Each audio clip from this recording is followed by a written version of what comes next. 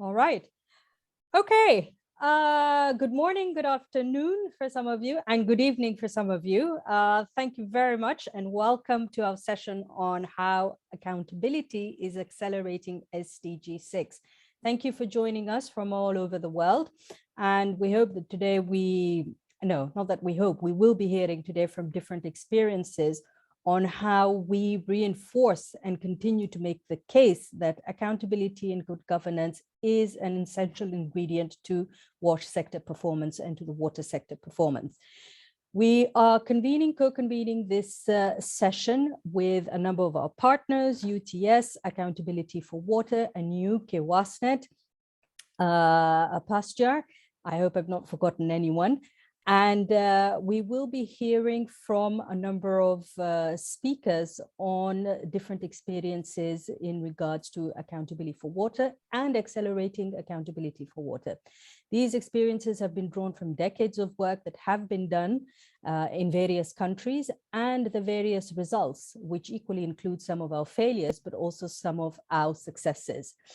Now, in terms of what we would be doing today is we will have Lucas Kwezi from FCDO Tanzania and Dr. Snehalata Mekala from FANSA that will be setting the scene for us. Once we're done with that, we will be moving out to the breakout rooms. About 30-minute session, we will be having 4 breakout rooms. Tim, if you could just draw that up. So the first one would be experiences of advocating for accountability, which will be done within this main plenary. Mutual accountability and multi-stakeholder partnerships in national water systems, building research agenda for accountability for water resources management, drinking water and sanitation, and the very prickly closing civic space and navigating the politics of accountability, an issue that concerns us all, and seeing some of the changes of leadership in some of our countries, a growing concern as we move along. So each will have 2 short presentations and 30 minutes for open discussion with guiding questions, and each group will have a moderator and a rapporteur. So the goal really is to make recommendations, or we strengthen the existing recommendations and the existing approaches that we have, and at the same time thinking of novel ways with the changing priority and the WASH landscape in terms of how we reinforce accountability in water. We would be back in plenary where we would be having these various presentations. The links will be put within the chat group. Tim, correct me if I'm wrong. Without further ado, I'd like to invite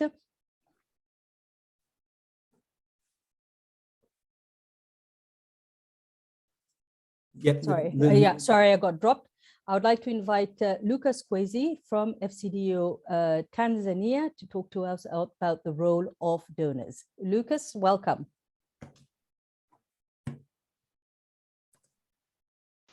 Yes. Good morning from Tanzania. Everybody, can you hear me? Yes, loud and clear, Lucas. Yes.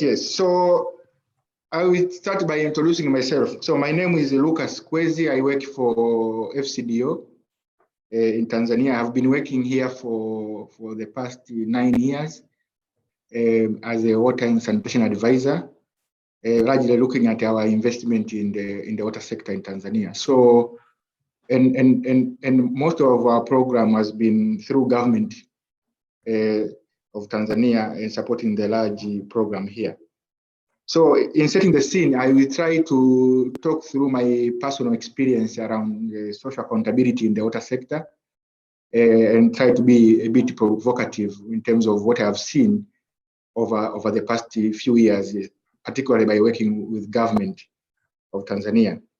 So I'm not a social scientist, but I'm coming from more a science background and engineering background. So these are my personal views, and I hope to share with you, maybe to spark the discussion.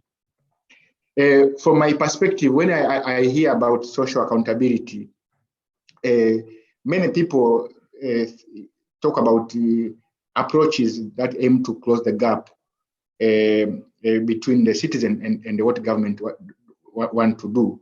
So basically looking at how does citizen hold the government to account. And for the water sector, I think the main drivers which I have seen here around accountability is mainly about how do we use that as an approach to improve service delivery, make it more equitable and inclusive. But the question for me has been, how effective is this, and is it relevant to our context, especially in sub-Saharan Africa where we are working? And my view basically is that social accountability in many developing countries, especially in sub-Saharan Africa, has not been able to help us to achieve the intended objective. And not because it's a bad approach, but it's because of how it has been applied in our context. We know that most of the political and governance structure do not support the traditional approach for accountability, namely participatory budgeting, social auditing, or citizen report cards or community scorecards. I think my view is that most of these approaches, the way they are being applied, they are not really helping us to achieve that social accountability. Why am I saying that? Because I think in many countries, like including Tanzania, we see a close out of civic space to allow civil society and media to operate. And we know that traditionally media and civil society are the players which have been used to promote social accountability. That means analyze what government is doing and try to educate people, and so that the people can hold the government to account. But also we see a lot of information asymmetry and power asymmetry between the citizen and the government. Even if we have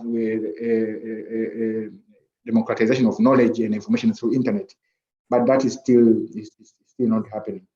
But also in many of these countries, there are no clear social contract between government and the citizens, because most of the government are relying on foreign aid and the revenue from natural resources, which can help them run the government.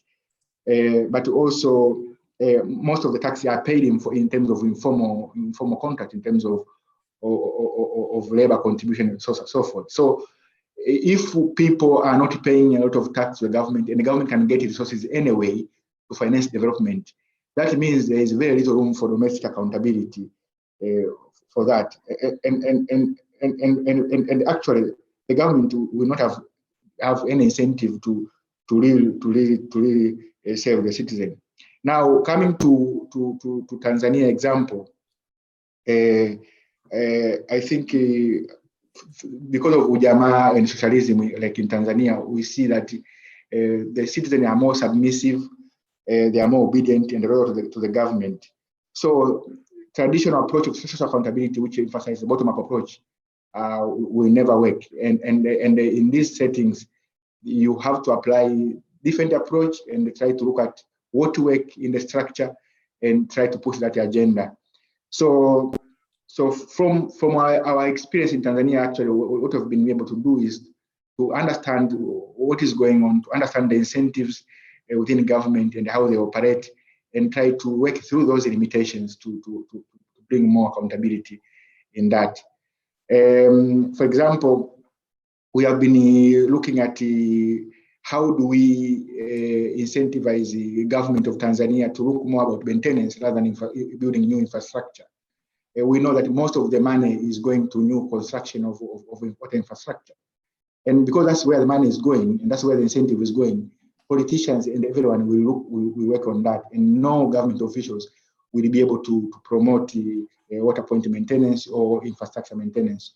So by aligning the incentive toward water point maintenance or toward more money toward sanitation, we have seen that it changes the incentive of politicians and the stakeholders to try to work on those areas, and actually to try to follow up and deliver on their promises. So my messages are very simple. I think if we want to design and deliver more accountable programs, we really need to understand the incentive and the structure within which they operate. And we have a very good experience in terms of how we have been able to do that and align incentive through payment by that mechanism for government officials and the politicians to be accountable of what they do. But also, I think we have to design a mechanism in terms of how do we bring these political actors on board for them to play their role in delivering some of the interventions. And we have done that through a national sanitation campaign in Tanzania. We have a very good experience. But also, I think lastly, to close up my opening remarks, I think there is a tendency of many donors in the civil society to prescribe too much in terms of what government needs to do. I think our experience here shows that you have to agree on a minimum operating framework and try to work with them within that to achieve the outcome we want. So in a nutshell, that is what I wanted to say. So social accountability is not a panacea. You need to customize to the context and to respond to cultural value and social norms in the places. And once you do that, and you understand the incentive, our experience, so that you have more chance of achieving the end outcome. Thank you very much. I would end. Yeah. Thank you. Thank you so much for those very insightful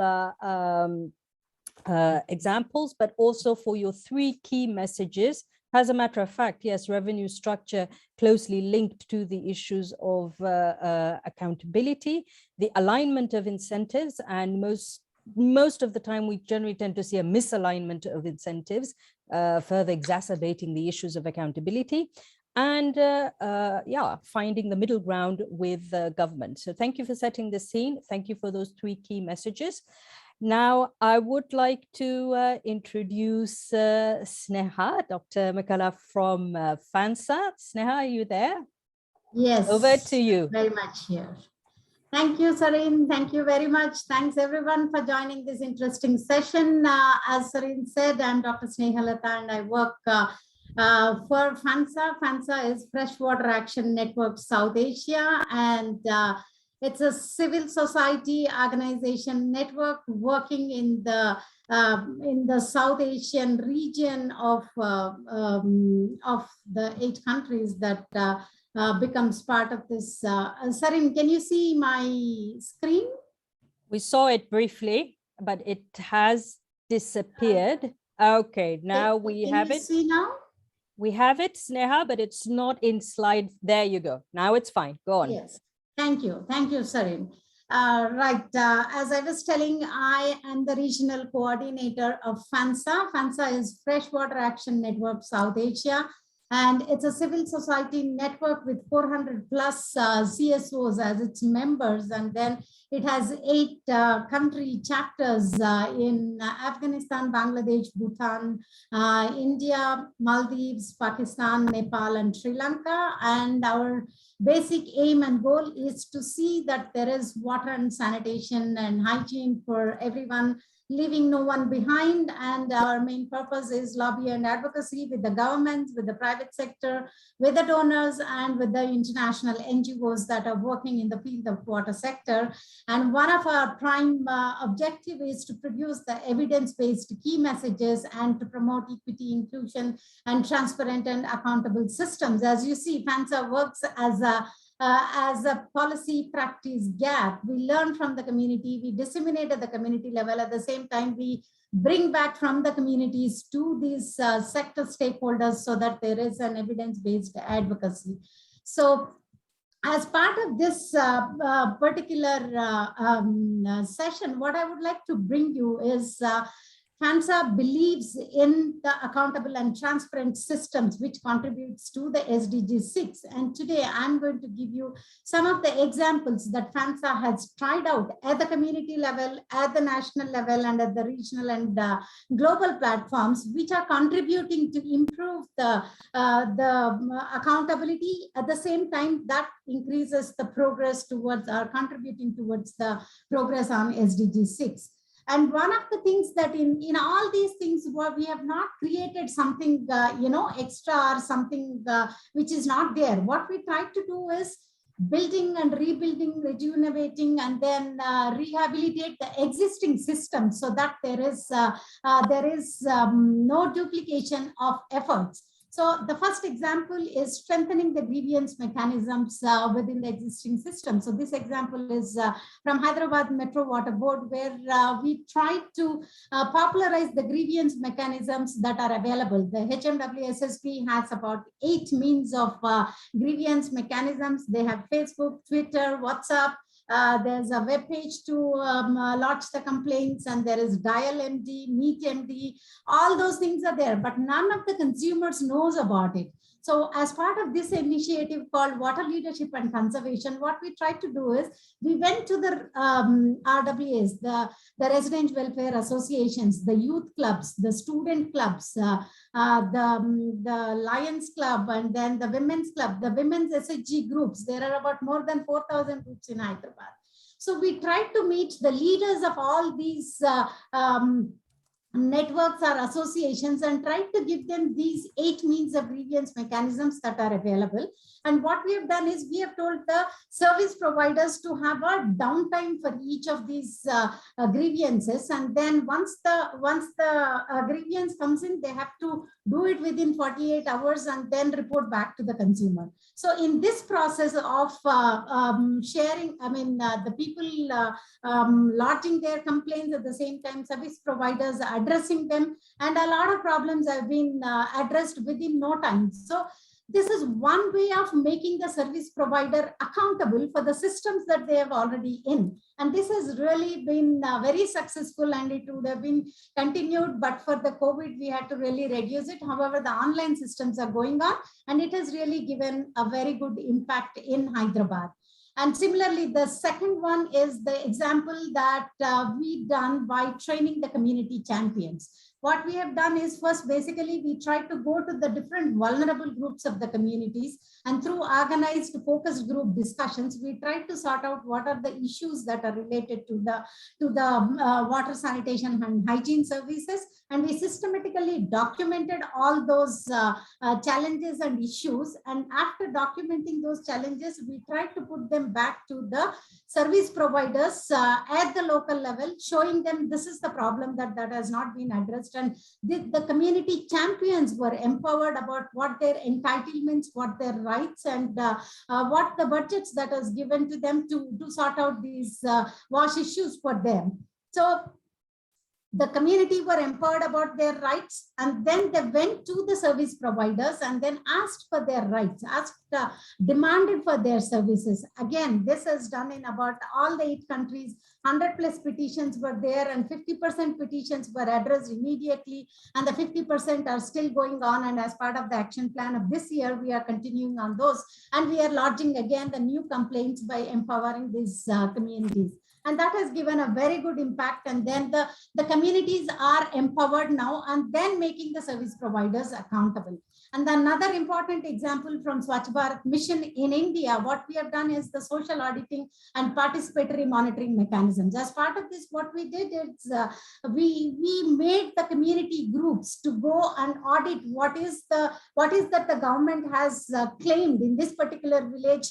There are 100 toilets. So the communities will go and verify whether those 100 toilets are there, whether they are on the beneficiary names that have given, and whether these things are delivered to the communities in the right way or not. And wherever the grievances are there, they again were reported back to the service providers, and there were participatory mechanisms where the people could understand what exactly is the goal of the project, whether they have done it or not. So the ability to the question was question the service providers was built in this mechanism of participatory monitoring mechanism. So this is what we try to achieve at the community level by empowering the communities. And my next slide is about what the efforts we have done at the national level. So what we did is that we promoted multi-stakeholder platforms in all the 8 countries, but I would like to give the examples of Afghanistan, Bhutan, and Bangladesh, where in Afghanistan, there is already an available structure with 4 different working groups to work on the climate change, water and sanitation, water resource management, and hygiene management, with all the different departments part of it. but this has not been working very effectively. Similarly, in Bhutan, the BWASH cluster, which was not working effectively, we tried to regenerate, and then we tried to promote this mutual accountability of each stakeholder, where they commit their outputs and then also contribute this process, and then in their annual meetings, they come back. Actually, this action has stopped because of the COVID, but I'm sure the countries will take it forward from there. And in another effort, what we did is the national convention, where PANSA, WSSC, and JIVA have come together, where we brought 14 different types of vulnerable communities to a national meeting. And we have also called in the Human Rights Commission, Disability Commission, government authorities, and all the responsible concerned department officials to this convention, where the vulnerable groups have again put in the issues and their key asks and their recommendations, and then asked for what has been the efforts done by these national commissions or the government department which is responsible for water and sanitation. It was a learning situation for both the parties, because the government could understand what exactly the issues, despite having the provisions in the policy. At the same time, the communities were empowered, like there are policies and programs dedicated for them, but then they have not been translated on the ground. So that was one of the effort that has really come and then given them the empowerment. And then another effort is the review of accountability mechanisms. This is a global study that was initiated by IRC, SWA, and EWP and all the partners. And then PANSA was one partner to do it in the 8 countries. So what we have done, the summary of the findings of this study, we disseminated at the national level workshops, and then we tried to show them like how the alignment of SDGs to the policy programs and implementation gaps were, and how the accountability mechanisms, spaces, and platforms have been suffering with non-functionality. So these national workshops have given a lot of insights into how these things can be improved and how these can be regenerated. And then as part of that, those 2 examples that what I've cited above was there. And when it comes to the regional and global level, again, PANSA in its SACOSAN is a South Asian Sanitation Conference. And in this, what PANSA has done is whatever the commitments, this SACOSAN happens every 2 years. And then in this SACOSAN process, we try to show what the commitments of the governments were, and we track down on the ground whether those commitments have been fulfilled and what the government is showing its progress as, whether that progress has been there on the ground. So it's kind of, showing them where exactly on the traffic signals, whether they are on the green band, whether they are on the orange, or whether completely stopped and blocked as a red light. So we try to show them in this SACOSAN process every 2 years that happens. And then what important thing that we also do is whatever the governments that commit, we translate them into local languages so that we empower all the communities, whether it is SMM commitments, whether it is finance ministerial commitment, whether it is HLPF, whether it is any of these global platforms, wherever the national governments commit, whether it is human rights for water and sanitation, whatever the governments commit, whether the governments are able to fulfill them, and then what is being entitled for them, and then how they can demand for the services, that also we are trying to do it.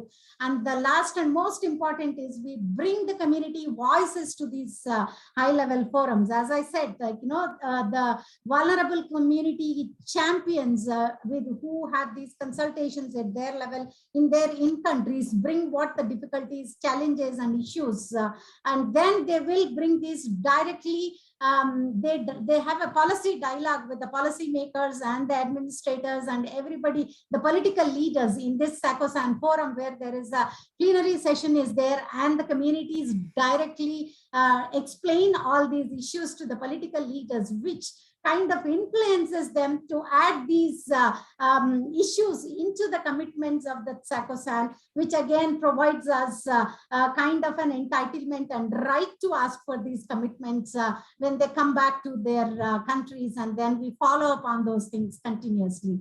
However, all these things are positive examples to tell you that this can be possible, but we do have, there is a shrinking space for civil society society organizations, which my colleague Dr. Sitaram will tell you later. And then there are always a budget tracking, and my colleague Jobair is going to tell you in another session how difficult it is, though budgets have been given, but still it has not been translated on the ground. So what I'm trying to tell is making the governments or service providers accountable is very important, and you can do with these small initiatives, and FANSA witnesses these success stories for all of you. Over to you, Sareen. Thanks, everyone. Thank you very much, Sneha, for that very insightful, very passionate presentation.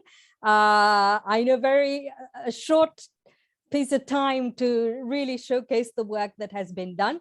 Interestingly, that you did mention Afghanistan. I'm sure some have questions in terms of what happens next in a situation like that. But also thank you for, yes, reinforcing the idea that sometimes it's not about coming up with new approaches, but nor reinventing the wheel, but rejuvenating. I think that's a really strong word, and the work around accountability, which was severely hindered, of course, by COVID-19. Okay, breakout groups. So as mentioned, we have 4 of them: experiences of advocating for accountability, muted accountability and multi-stakeholder partnerships, building a research agenda, and closing civic space. Please take a look at your chat box and you will see the link for each session.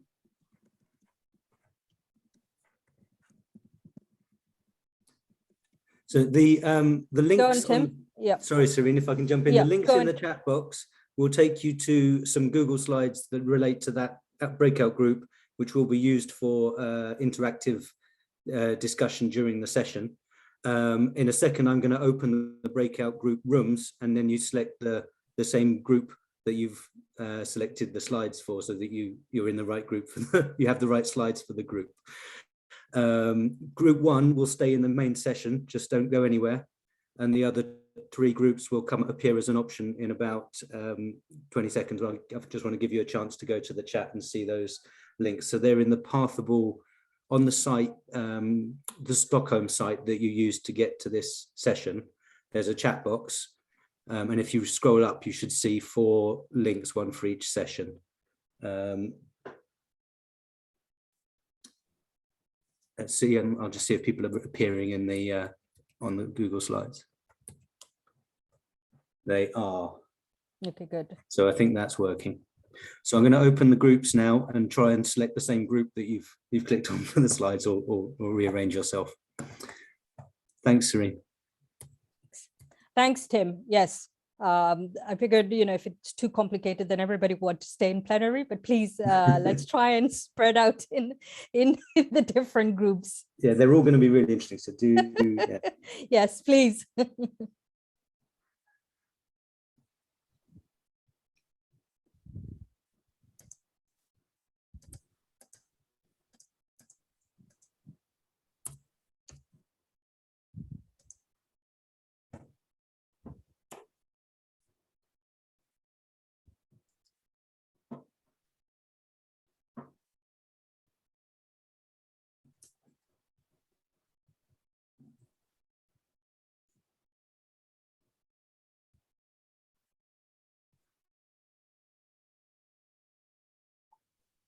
Okay, we're still seeing some of you unassigned. Please do go ahead and move into different groups.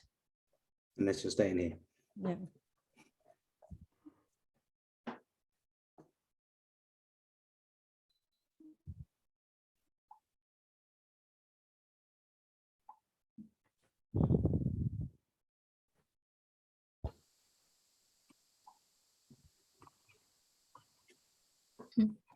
Tim, I'm still here and I should be in 3.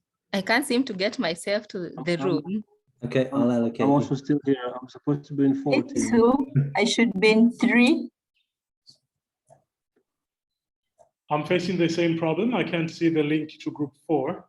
Okay, let me do you one at a time. Granted, the link to the group 3. I'm still here. Kindly share it on the chat box. The link to group 4 as well. Jesper.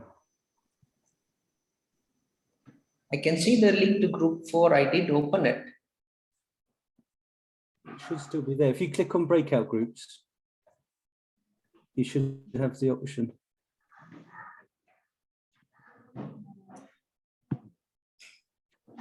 Closing civic space. I can't see you anywhere, Jesper. Yeah, I'm surprised. I'm supposed to be number 4, right? Yeah.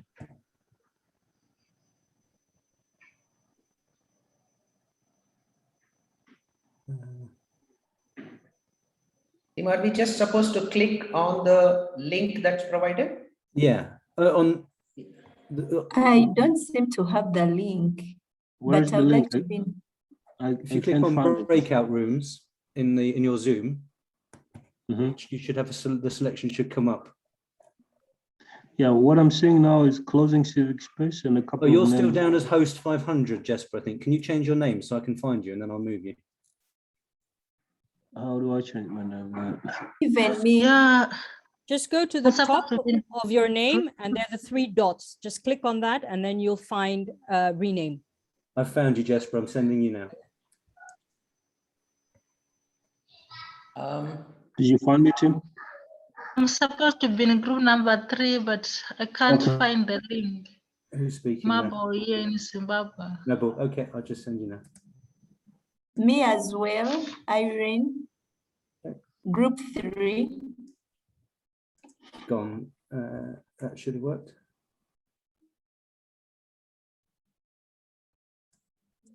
Mabo. If you accept, Mabel, you should have received a invitation. If you accept it, you should be. If you don't have Zoom downloaded, it won't work. So if you have Zoom on your, if you're using the online Zoom, this won't work, and you just stay in this group.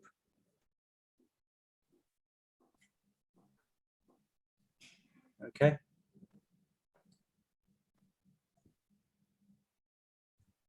There we are. Which one is the group 1? This is Mutual group accountability? 1. You're Okay. in group 1. Oh, mutual accountability mechanisms is group. You have to go to that one.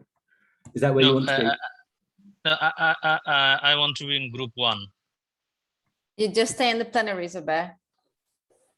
Yeah, Okay, you stay with sure. us. Sorry, I couldn't see who was Thank you. speaking. Yeah, and Tim, I'm Dr. Sitaram. I need to go to group 4.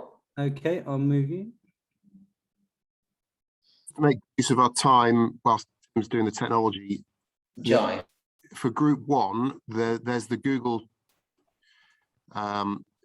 click the Google sheet that we click through on the Pathable, on the TWE Pathable link, and there's some flip charts there to start adding responses to questions. So maybe we'll use our time. Yeah. So I think this is now, everyone is with us now for discussing experiences of advocating for accountability. I think everyone else has found their way to their correct homes. So I'm going to kick us off by playing a video from Shahidi Wamaji, just talking about some advocacy in Tanzania on accountability that was done there. It's in Swahili with subtitles, so but it should work okay. Bear with me just one moment.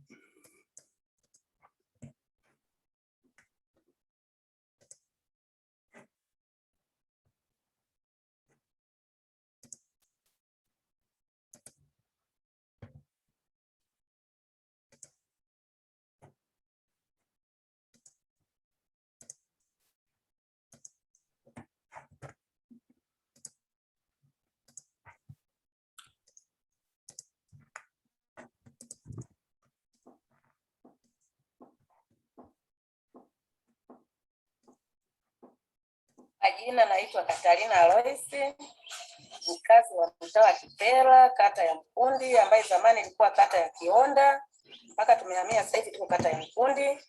Kero kubwa sisi mtaa huu, kwa niaba ya wananchi wakazi wa Kipera na mitaa mingine kama Ngelengele, Tungi, sisi tunahangaika na kero ya maji. Japo wenzetu Tungi wamepatiwa maji kidogo, lakini sisi Kipera hatuna maji salama ya kunywa hata yale ya kutumia. Tulikuwa tunatumia mto Ngelengele kwa kuchota maji ya kupikia na kunywa, mifugo, mboga na bustani, kila kitu.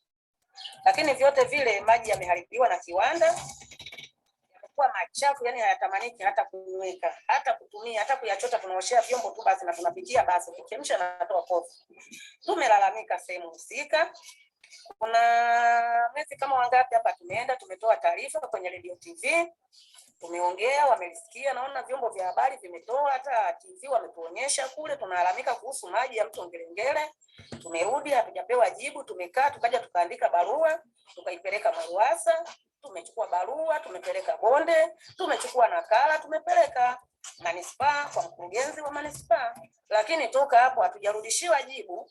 Maji tulikuwa kidogo tumepata kwenye matenki, tulipata mfadhili mmoja akatuletea matenki mawili ya kuweza kutumia, lakini bado wale wanayetuletea wenye magari, kuna foleni Mwaruasa, hatupati maji. Bado tunaishi kipela sisi, maisha magumu, na hatujui tufanyaje. Sisi ni wananchi wa Tanzania, wakazi wa mitaa huku, hatujui sasa kama mote humo. Barua tumepeleka sehemu husika, kama kwenye radio TV tumetoka na wametuona sisi tunavyohangaika, lakini bado hatujatekelezewa hata moja. Sijui sasa sisi tufanyeje, ili tuende wapi, ili tuje kusaidiwa. Tunaomba hilo, kama serikali ipo, vyombo vya dola, sijui siasa, kwani wasisikie kilio chetu sisi? Tuende wapi jamani?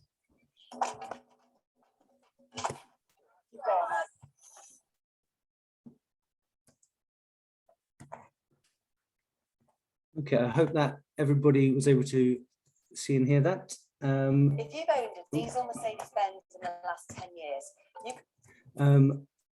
Serene, I'll hand over to you. You're the moderator Okay. for this session. Okay, all right. Thank you so much, Tim. Did we manage to get at least the essence of the video? I know it was in transcript. I know some of us do speak Swahili. Any reactions at this point?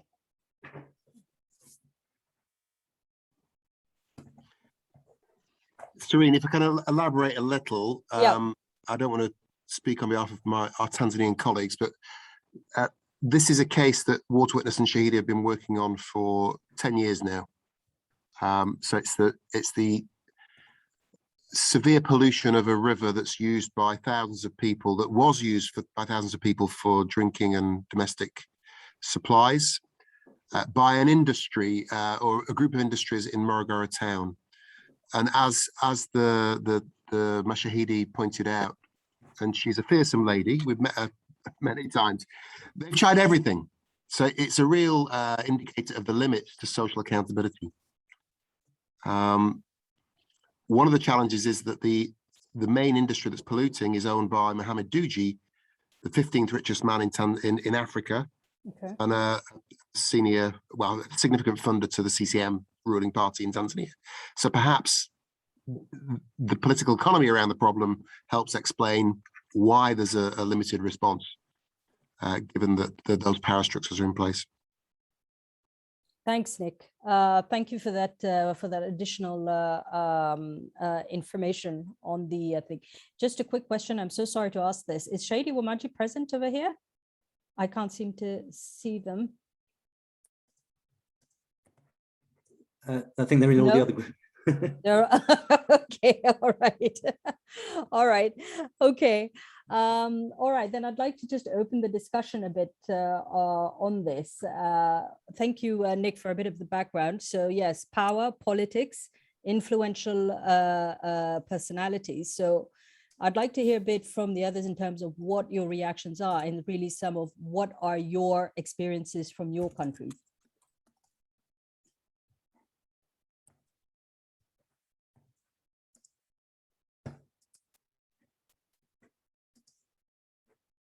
Or anything similar.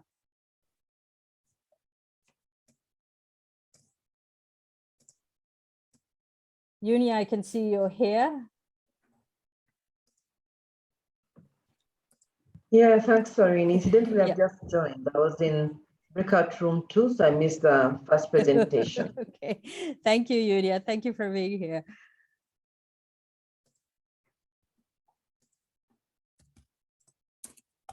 Okay.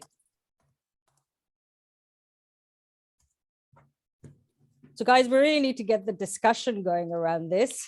So do we have any reactions, any experiences that we would like to share? Any ideas in terms of the work that we could do or some of the approaches that we could explore, particularly in a case like this? Serene, can I come in here? Yes, thanks, Barbara. And let me apologize. I've only just came in partway through the video, and I missed the previous session. So I'm talking a little bit from left field. So if I'm way off beam, you can stop me. But I mean, this is not an isolated event. This is quite common, and it. I mean, it is devastating to hear that Nick and Co have been working on this for 10 years without impact, or without success. And I guess the question is, how does one then escalate things? Are there other mechanisms?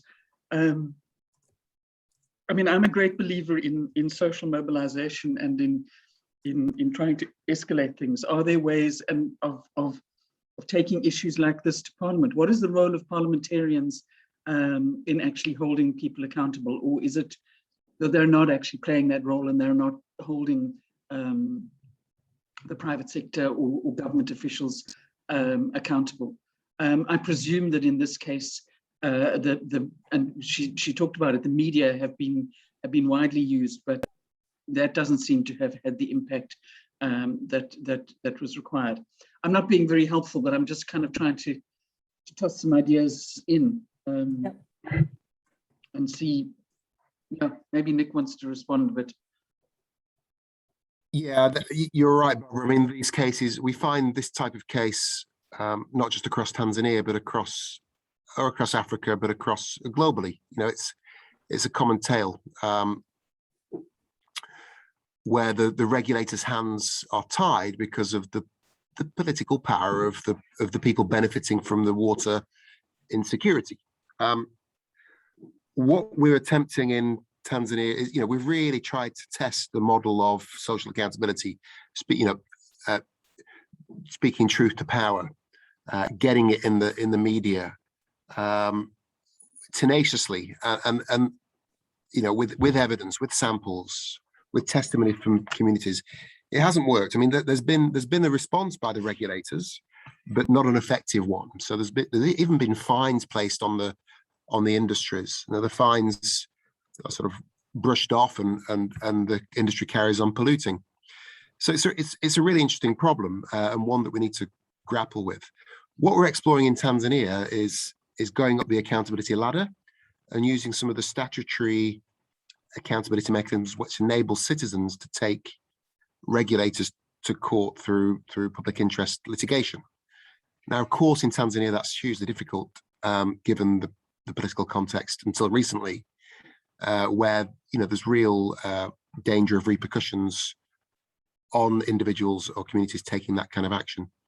The other avenue we're exploring, and one that could make a really interesting discussion here, is whether there are transnational or supranational accountability mechanisms that we can bring to bear, such as reports against national breaches around the human right to water and sanitation, and whether there's a mechanism through the UN to sanction governments that sit idle whilst communities' water needs are being abused.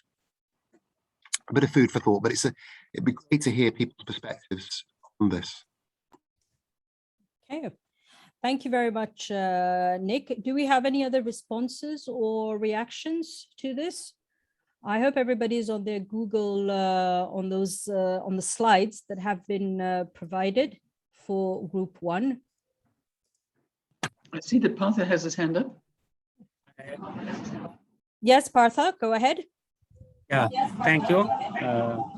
So I have an experience while working in Bangladesh. It's Delta, and there is also a Delta plan. So where we have developed a water security plan among with the stakeholders, and where accountability is a part of the plan, and the situation was developed with the support from Union Parishad and local government institutes. And its plan together was, the people's participation in those plans and implementation was also helping to develop the situation. And we have some evidence as well that together we can bring the positive outcomes in future. Thank you very much, Partha. Partha, it would be great if you just note this down in the slides as a positive experience, so we can go ahead and capture that. So you should find that from on slide 2.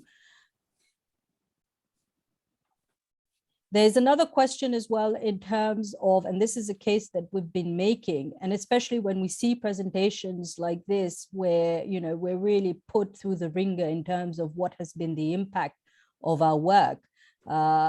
What is the case, or a question that we get asked is that why should we still be funded? If we're not going to be really having that much impact. So this is also a question it would be great to hear a bit from you.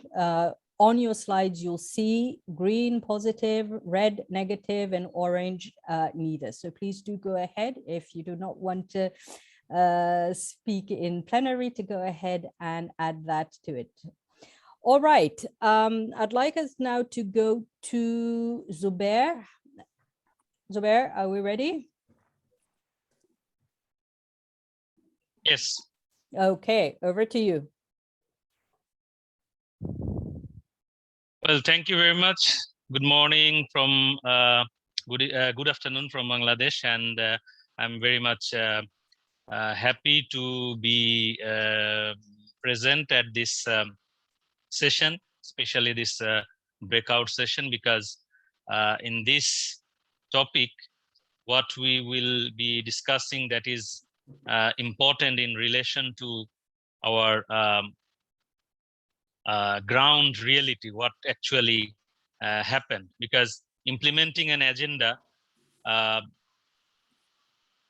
implementing an agenda which improve the accountability in work sector, that's really sometimes very difficult to realize. And also because when we talk about the accountability or transparency and also the participation, lobby advocacy is part of its approach, but how to instrumental it at the ground, that was really issue of the discussion. That's why I'd like to share a little bit about the ground reality in our country level, that how we have been implementing some of the advocacy agenda, which really help to improve the accountability sector.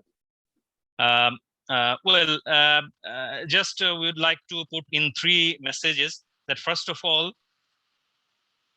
the main message is we need to set a commitment from various constituencies. Here we are talking about the CSO to lobby and advocacy with government, but it also similar to the development partners, private sectors, government on constituencies, and lastly but not least, research and universities, because those multi-sectoral constituencies are really important to work together. And first they need to set a commitment on the basis of lobby and advocacy, and setting some of the agenda with bring the real change, because we do many things but without discussing with the constituencies or without discussing with the peoples, that sometimes not help that much in achievement. We have seen in the panel discussion that FANSA has discussed many things where the CSOs are the main focal point in decision-making influence. So setting commitment is one of the important for actual and practical lobby and advocacy with the government. Secondly, who will be the main target audience of the lobby and advocacy? That is very important to identify, because without identification of the right person, right institutions and right people, the real change cannot take place in lobby and advocacy. We can do many events, we can organize many online or offline settings, but if it is not right persons identified properly, then it not happens. So in that case, policy makers is very important. Who are the policy makers? Parliamentarians. So in that case, engaging media with the parliamentarians, so we can work hands-on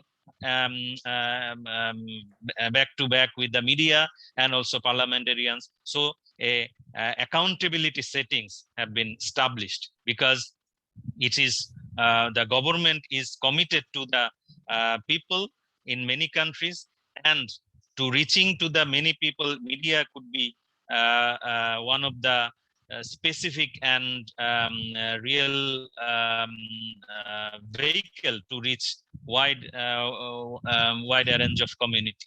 So engaging media in parliamentary discussion is one of the important message in lobby and advocacy in implementing WASH agenda. Third and the last one that I would like to emphasize that we have seen in our discussion and also practical implementation with various networks, including the SWA and many EWP and network of networks at the country level. All the CSO members were engaged, that identification of the multi-stakeholders, engaging them, mobilize them, and the institutions. So here you can see the women who are deprived in or not welcome in the decision-making process. They should come in the discussion. They should talk on their own need. Without their presence in the policy making or planning process, it will not take any practical change or realistic change. So then the institutions, with the bottom-up approach is very important. Local government structures, each and every countries have their institutions. So focus on those institutions and also make the government accountable, those who are the right holders as well as the duty bearers, and through the evidence. So we need to follow some procedure guideline or the presence government is following. So based on those formats and commitments, local authority can follow up or give their suggestion or answer what have been committed by themselves. So these are the important messages I think we would like to think about in preparing any proper implementation of agenda setting in lobby and advocacy and setting the accountability section. And you see, this is the last one, that people need to come out and they need to see what was happening at the ground. They should be, for example, budget. If we consider the budget is one of the components in WASH sectors, so budget should be open to all. It is very transparent. It should be participatory, and budget increase is one of the important elements in the SDG6 commitments. Here I would like to stop. Thank you very much. Thank you very much, Zubair, for your presentation and for the key messages that you've given us. Again, please do open your Google Slides, the Google group, and do go ahead and add your views. Do we have any questions for Zubair? Any clarifications that we would require from Zubair? The floor is open.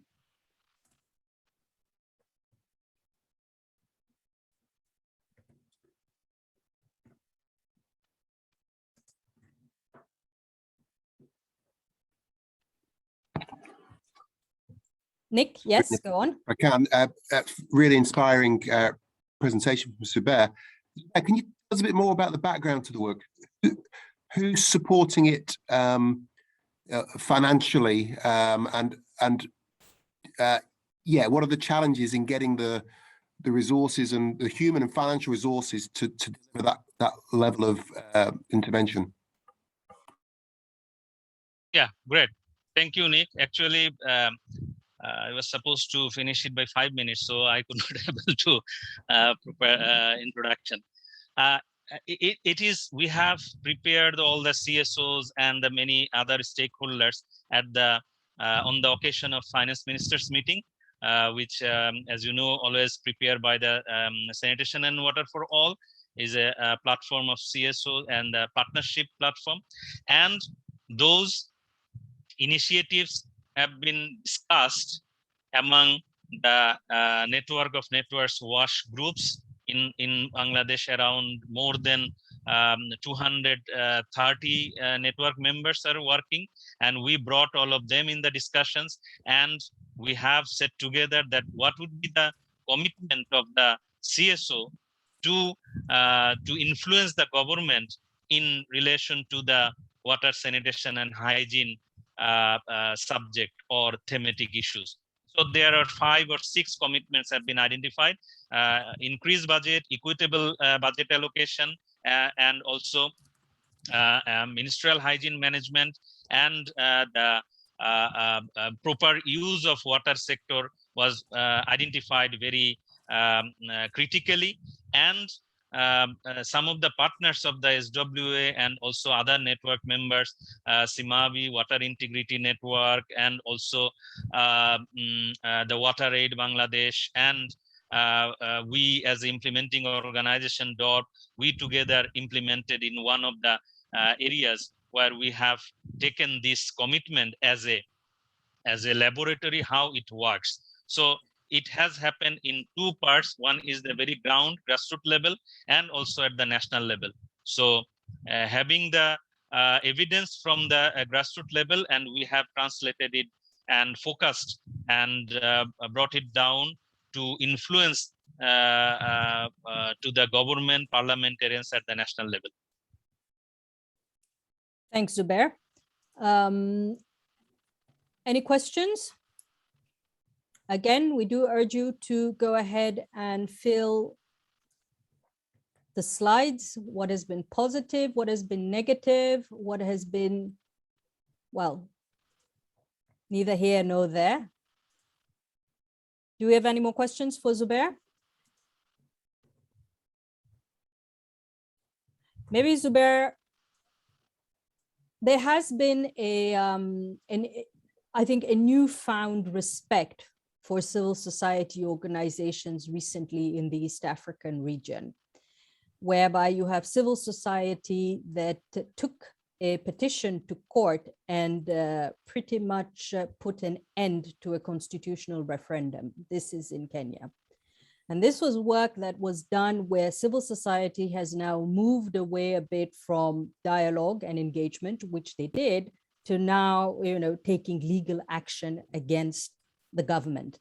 And some of the areas that were mentioned, or the court ruled in civil society's favor by stating that the process was not participatory and the consultation did not meet the minimum threshold as per the constitution, et cetera, et cetera. What are your thoughts a bit on this kind of work? And what are your thoughts in terms of our experiences for advocacy? And based on what Barbara has mentioned, based on what Nick has mentioned, do you think, and this is also something for the floor, that this is an avenue as well that could be explored, that should be explored, and what do you think would be the risks? And does that make us look a little bit more attractive, especially when it comes to funding? Over to you, Zubair. And Nick, feel free to jump in. No, thank you very much, Sarin. I think in some cases we are similar to the various regions like Africa, Asia, and also Latin America.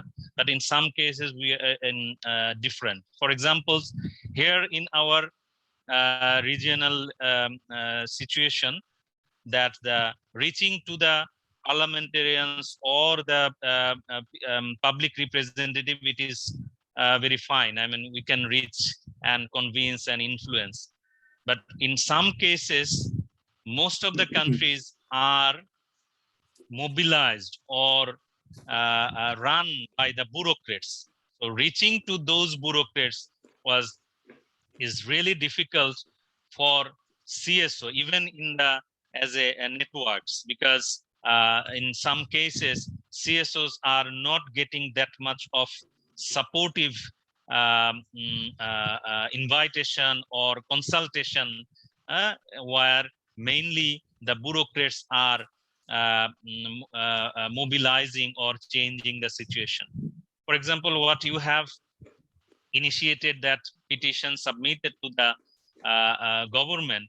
So in South Asian countries, if we talk about particularly talking about the Bangladesh, we can submit to the petition to the ministry, but it is it should be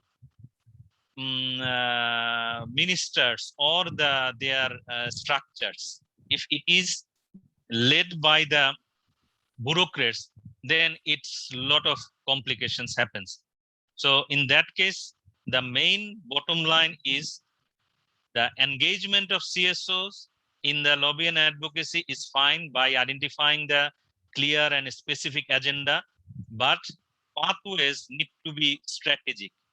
That sometimes we need to engage the media, sometimes we need to engage the influencer, even in the donor development partners who are very close to the government, or maybe government listen to them. So these are the issues, depends on the strategic point of view, that how CSO can take more a pragmatic initiative in relation to change something or mobilize something. Okay, thank you very much, Zubair. Do we have any reactions to that or any questions? Or anyone that would like to share some experiences? Nick's got his hand up, and then I'd like to come in. Sorry, Nick, and then Barbara. Yeah, it would be great to hear from everybody else. But I feel I must challenge what we heard from Lucas a little bit this morning. You know, we know from rigorous evaluation of the work of Shahidi Ramaji and others that social accountability monitoring does work.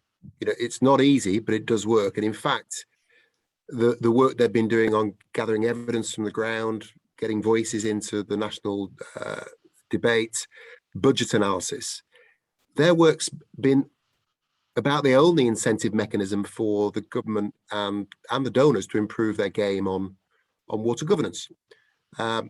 New, reformed financing mechanisms, enforcement of pollution control law, a whole range of outcomes have been tracked.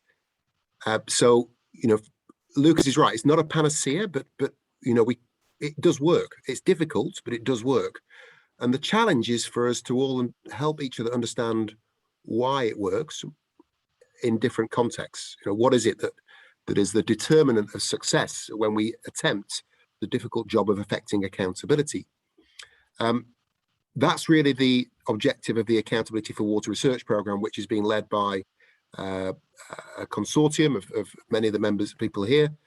And what it's shown through a global evidence review, which took a year and a half, we're beginning to see get some of the key lessons that help us design and implement good accountability, which actually engage with the gritty reality and the grim reality of injustice and water insecurity for the most vulnerable communities out there. And that tells us, it chimes well with what we've heard from Sabir. Wide collaboration works, working well with the media, understanding how to resource these initiatives and how to ensure legitimacy. What we're seeing is that it's really clear that if communities and citizens understand their rights and the obligations of others, that's a really important first step. If the legislation scatters accountability for water across multiple organizations and there's overlap, that's a real problem. So that needs to be resolved. So we're beginning to get these glimmers of these nuggets of gold for designing accountability interventions. And importantly, part of that is trying to work out how best to support civil society to do this work. We know that it needs long-term engagement. We know that it needs professional leadership, high caliber individuals who can understand the technical side of it, the political side of it, and work with communities and the media. So, you know, we've collectively as a community, we need to build the evidence that can move us forward and challenge Lucas. People like Lucas, you know, he's got an interesting perspective, but there is evidence that this works. The evidence review suggests that in 80% of the accountability interventions that were reported globally, positive outcomes followed. Yeah. So as we move towards trying to deliver the SDGs in post-COVID world, there's a real hope there, and building the evidence base is going to be important for that. So. Thank you, Nick. Yes, absolutely. And I think putting forth that 80% of these interventions actually do work. Barbara? Thanks, Serene. You know, I mean, I think just to note, sorry, Barbara, can I interrupt very briefly? Just to note, we're back in plenary now. Thank you, everyone, for joining us. The Zoom, the breakout groups have automatically closed. Okay. So by all means, do share with everyone your intervention, and then we'll get some feedback from the rapporteur. Okay.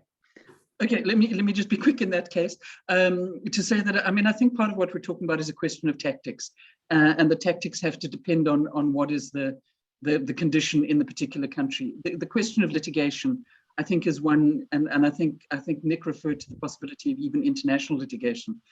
I think it's probably one that is insufficiently explored, certainly in the African context, possibly even Zubair in the Bangladesh context as well. I think it's a question of looking at what are the resources, what is the context, and is there a likelihood of it working? But I think it's all a question of tactics about what is going to work best in the particular context one is looking at. Absolutely. Thank you very much, Barbara. Thank you all, and welcome back to plenary. So we're going to hear from your rapporteur. So since group one just finished, we'll go in the other direction, 4, 3, 2, and 1. And we have Anjani, Benji, Juliet, and Mariana that would be giving us one key recommendation that has come out of these sessions. So I'd like to invite Anjani. Go ahead. Perfect. Thank you so much, Serene. So just from in our breakout session today, we really moved away from the discussion on the technical challenges of meeting SDGs to focus more on the blockages to proactive engagement of civil society in extracting social accountability. So in the presentations and discussions, there was a discussion on how closing civic spaces is not an isolated development, but it's a symptom of a larger socio-political change that is currently unfolding. It could be the resurgence of authoritarian approaches. It could be the overemphasis on securitization, or hostile local narratives of sovereignty which border on nationalism.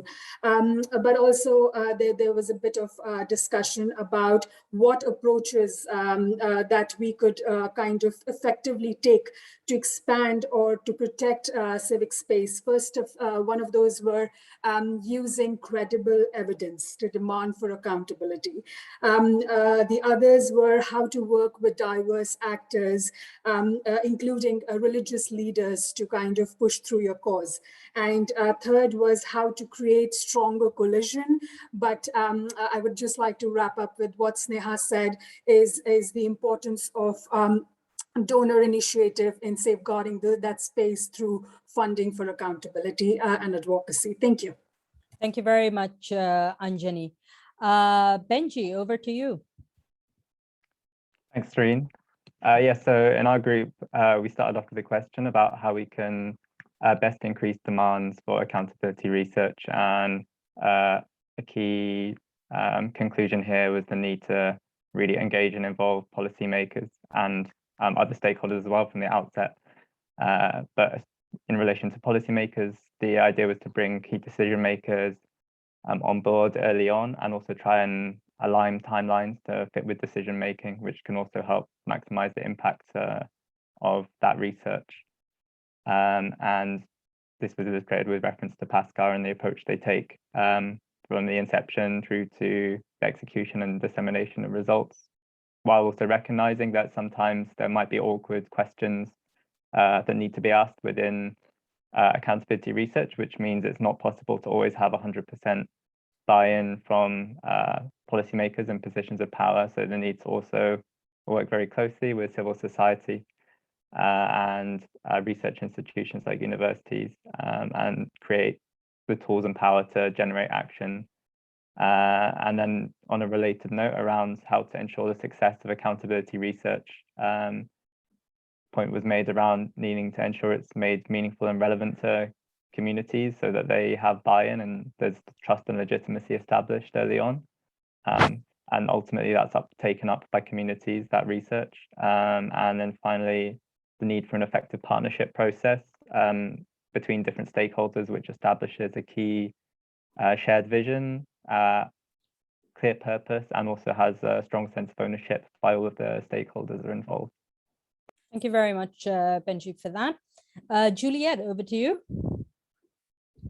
Thanks, Serene. So reporting back from the second group, which focused on mutual accountability between different stakeholder groups, some key points from our session were about the need for strong multi-stakeholder platforms or partnerships to provide a basis to have accountability. They need common vision, common mission, and a trust between the different actors.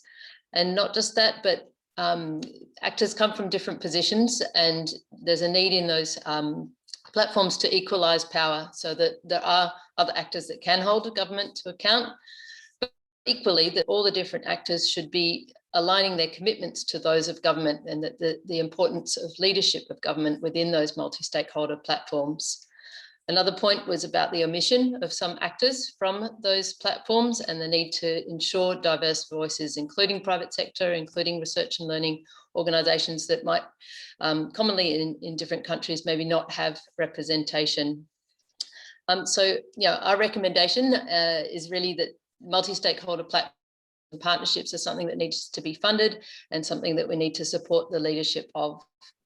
Thanks, Serene. Thank you very much, Juliet. And Mariana, over to you. Hi, thank you. Yes, we had a very interesting session and, well, trying to be very brief. So I think some of the recommendations are very much about the need for multi-stakeholder collaboration, which goes hand in hand with what was discussed in the other groups. And the involvement of the media and the use of the media was also very present in this discussion, especially when it comes to advocacy and lobbying, and how it's always necessary to engage, and the media helps in that, engage the right people, such as parliamentarians and decision makers, so that we identify the right people to deliver the right message. Something else that was discussed is what are the alternatives when certain power structures are in place that block accountability. For instance, we had a very interesting experience from Tanzania, where the communities are very mobilized, and the message is basically, we have done everything we can. What else can we do when we have one of the most powerful industrial groups in Africa polluting our rivers? So with that, some alternatives like the use of transnational accountability mechanisms or international litigations were discussed, and yes, and then some of the debate whether if this is a group, if this is a pathway that needs to be further explored by CSOs at the national, regional, and global levels. And then last but definitely not least, we touched on the issue of funding, and is that accountability processes and accountability often require long-term funding as outcomes take time to shine through, and that doesn't necessarily match, the current short-term log frames that are available and that donors are normally relying on. So funding available is not always adequate. The type of funding available or the type of reporting is not always adequate to support accountability. And with that, Serene, back to you. You're our moderator for group one. You may want to add something else. Thank you. Thank you very much, Mariana. Well, we are all doing really well. We have exactly 8 minutes, 8 minutes left. Thank you so much. I'd like to invite Tim to say to give us a few thoughts. But also, if there's anyone that has some final thoughts in the event we're not able to express yourself fully in your groups, because we know they closed rather abruptly, we invite you to do so before we close this session. Tim, over to you. Thanks very much, Serene. Firstly, I'd just like to thank you very much for your excellent moderation and hosting for the event. It's been wonderful to see all the presentations and take part, and I think and yeah, just done a great job, so thank you. I just wanted to pick up, I think, something that's come through from all the sessions is this issue of making sure that all the right stakeholders are engaged from the outset when it comes to accountability. We heard some differing opinions, I think, early on about how to be effective, but I think it was really reconciled by the importance of adjusting and ensuring that the activities that are undertaken match the circumstances. In the accountability for water research that we've been doing, we've found a variety of factors that influence the outcome of accountability work, and if you adjust according to the factors that are in play, you have a greater likelihood of success. And we're very keen to build on that and to keep doing our research. I wanted to reflect on the stakeholders thing. We've got a nice group of people here. If you would like to participate further with us with the Accountability for Water programme, please be in touch with myself or go to the website. We'll also be sharing presentations, so if you were in a different group from today, then you can see the presentations from the other group. Yeah, we very much welcome further collaboration and input and support for our research and action programme. So yeah, really grateful for your attendance and support and active participation in the session. I hope you've really enjoyed it. It's certainly been really interesting for me. And I will hand over now for the last couple of minutes for anyone who had a burning thing to add when the breakout sessions closed so abruptly. Thank you very much. Thank you so much, Tim. Can I come in? Wait 1 minute, Jasper. I understand you were not able to present, nor was Dr. Sitaram. So we just have about 10 minutes. So let me start with Dr. Sitaram, just to say a few words and your thoughts on the issue. Go ahead, Dr. Sitaram, if you're there.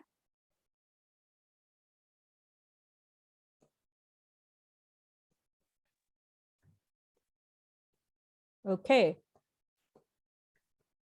I don't see Dr. Sitaram. So, okay, go ahead. Yes, Dr. Sitaram, please do go ahead. Yeah, I think coming to the end of the session would not be the right time to have the presentation as such.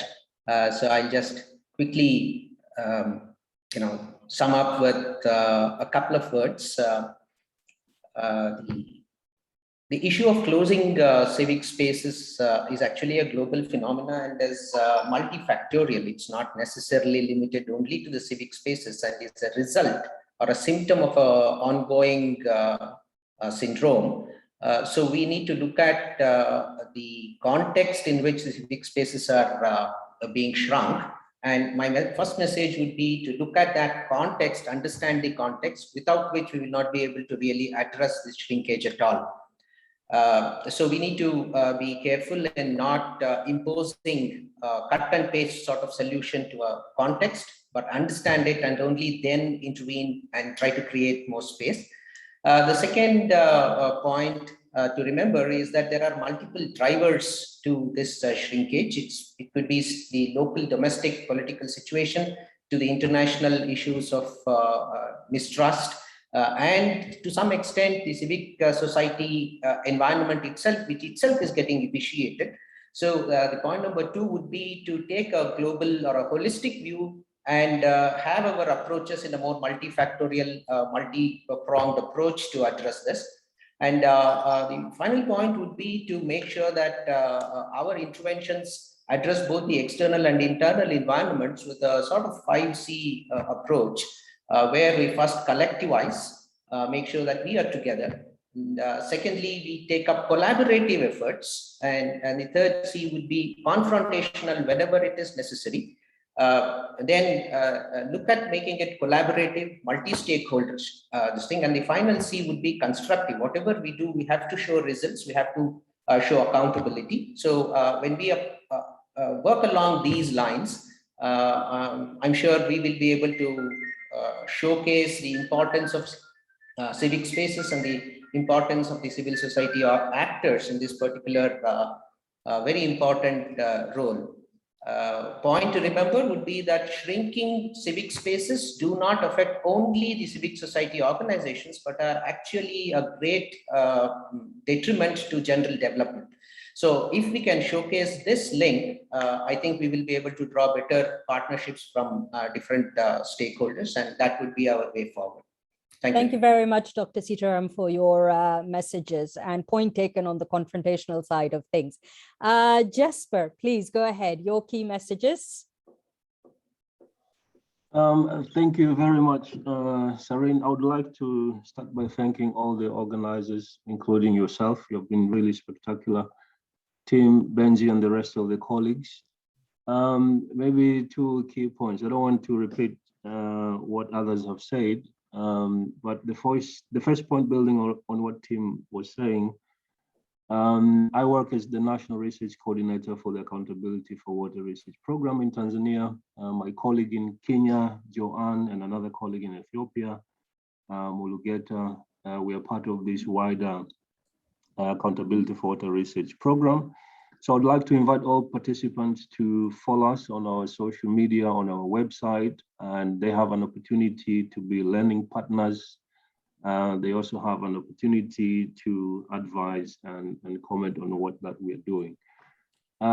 Secondly, in regard to the closing civic space, I want to thank Lucas and Dr. Barwani Mishali for making it at the 11th hour, but I'm glad that he finally made it.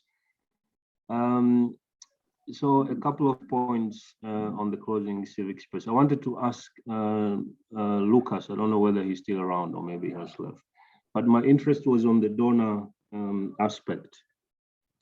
And my question was, anyway, let me not put it as a question, but my comment was, it's often the case that donors have played a significant role when it comes to accountability practices in the WASH sector. And the concern has always been that because of their role, you know, local communities' accountability is always skewed, you know.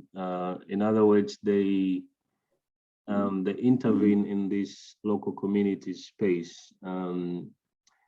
So if Lucas was around, because he said social accountability approaches do not seem to work in the context of Tanzania, and he suggested a couple of points. So I was interested in this particular regard, what was his perspective, especially given that he's the main advisor to water and sanitation issues within the donor realm. That somehow troubled me, but I don't know whether he's around. He could have responded, but I think it's really key to understand these relations between donors, government, and local communities. And this will help us build a strong case when it comes to accountability research in that particular regard. Thank you very much, Jesper. I don't think Lucas is around. I'm not sure we can get into that discussion, but a good way to end the session on that question. This was something that was raised in group one. I know Nick did respond to this, particularly to Lucas's presentation, but, and thank you, Nick, for reminding us that it was found that 80% of the social accountability initiatives did produce positive outcomes. So there are examples of where this has worked. We also touched on the issue of taking legal action. You know, is that something that needs to be explored as well? But Jesper, I do urge you that this is a great way of ending this on a big question and probably disagreeing with what may have been presented. that we do continue and take up this discussion. We're automatically going to close in 2 minutes, but thank you everybody for coming, and further acknowledgement for our other co-conveners. My apologies, I did not mention you earlier on, Water Witness, SWA, and IRC for helping us co-convene, prepare for this meeting. I think the slides are still active, so if there's anything that you would like to add, please feel free to go ahead and do so. And I'm pretty sure we will meet again, convene again. And as you mentioned, Jasper, really answering the question and maybe having the donor look at things slightly differently at this point, and better packaging a bit our results and disseminating and sharing our results as we move forward. So thank you to all. I wish you a great session, Stockholm session. Please join us at midday, and all have a pleasant week and fruitful deliberations. Bye, everyone. Bye-bye, everyone. Bye. Thank you, Serene. Bye. Thank you. Yeah, Bye. Bye. Thank you, Sarin, for your excellent moderation. Thank Oh, you. thank you. Thank you. I thought maybe I was, Thank you. spilling a bit over my words. Thank you. You're great as usual. Really, because I was a bit confused at some point. Sorry. Bye, everyone. Great job, Serene. Thanks so much. Thank you so Cheers. much. Bye. Bye. Bye, Virginia. Bye-bye. Bye. Thanks so much, Sneha.